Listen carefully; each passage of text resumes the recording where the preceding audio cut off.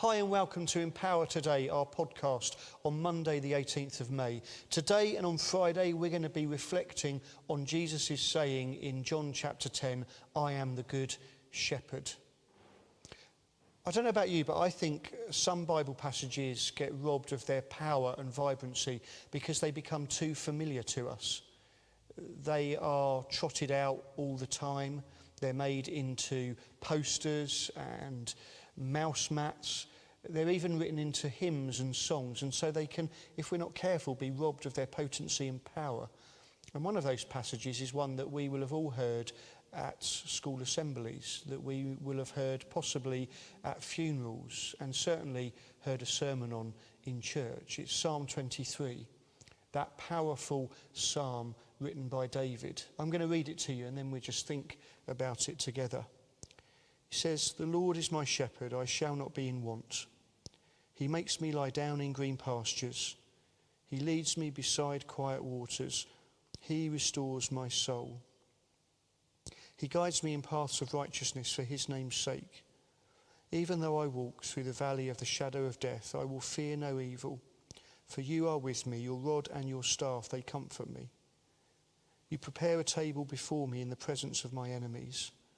You anoint my head with oil, my cup overflows. Surely goodness and love will follow me all the days of my life, and I will dwell in the house of the Lord forever."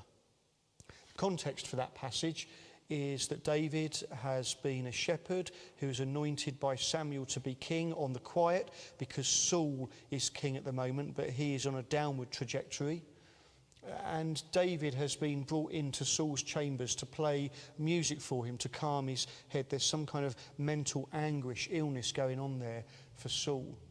And then David kills Goliath, that Philistine giant, and all the women start singing a song that goes something like this. King Saul can kill his hundreds, but David kills his thousands. And all of a sudden, Saul realises that more women fancy David than they do him. It's kind of a bit like being George Clooney, and then Brad Pitt walks onto the stage, and you think, oh, hang on a minute, I am certainly in second place here. And so Saul tries to kill David.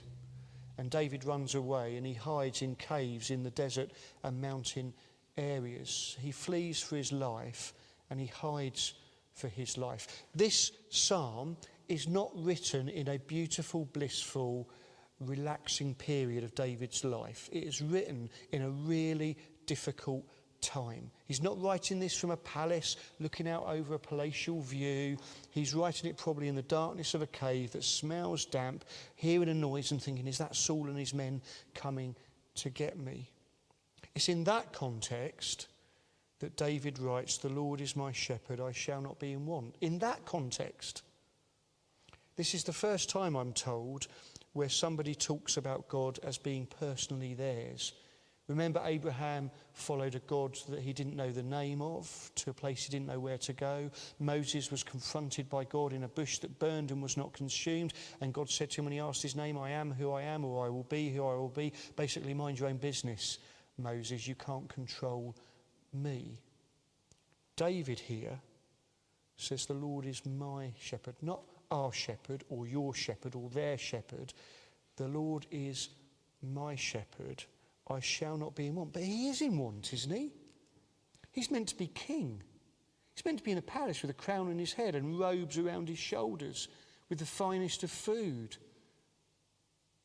And he's stuck in a cave in the desert. I shall not be in want. The first half of this passage is all about what God does to and for David. And it's quite forceful. And in our individualistic, I'll decide what I want to do culture, these words can rankle. He makes me lie down in green pastures. He leads me beside quiet waters. He restores my soul. He guides me in paths of righteousness. God doesn't say, "Oh, I'll take you to the right place," or "Is it okay with you, David?" or "Is it not too inconvenient for you?" And look at all of those metaphors, those pictures that David uses. They're not caves and deserts. They're green pastures. They're quiet waters. They're fresh, vibrant places. And David said that God directs him to these places and to do these things. Why? For God's name's sake. for God's character. So that in this activity, David will look back and say, oh, hang on a minute, God was really active there.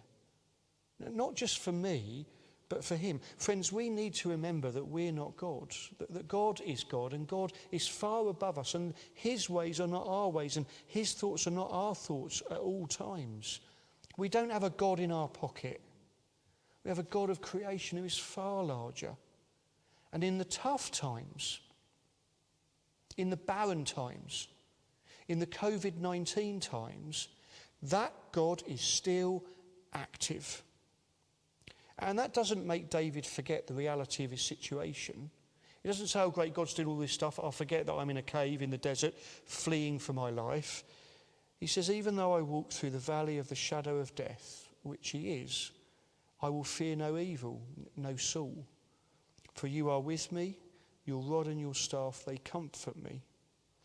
In the presence, you prepare a table before me in the presence of my enemies, in the presence of Saul, and you anoint my head with oil, my cup overflows. That's what you did to a king, anointed his head with oil. Surely goodness and love will follow me all the days of my life, and I will dwell in the house of the Lord forever. The house of the Lord, whether it's in my palace or it's in a cave, I will be with God.